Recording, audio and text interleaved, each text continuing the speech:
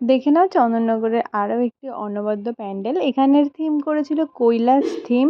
আর প্যান্ডেলটা এত সুন্দর হয়েছিল। আর এখানে দেখো মহাদেবের মূর্তি বসিয়েছে। আর প্যান্ডেলটা অনেকটা জায়গা নিয়ে আর অনেক উঁচু করেছিল।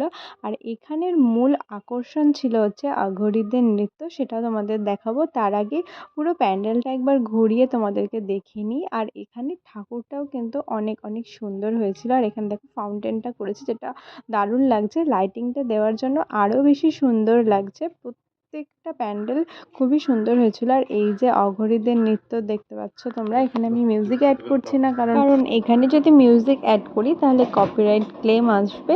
মিউজিক ছাড়াই দেখো। আর দেখতে দারুণ সুন্দর লাগছে। আর এই প্যান্ডেলটা মূলত কলকাতায় কোনো এক জায়গায় করেছিল দুর্গাপুজোর সময়, কিন্তু কলকাতায় তো আর আমরা ঠাকুর দেখতে যেতে পারিনি, কিন্তু সেই আক্ষেপটা এখানে এসে মিটে গিয়েছিল।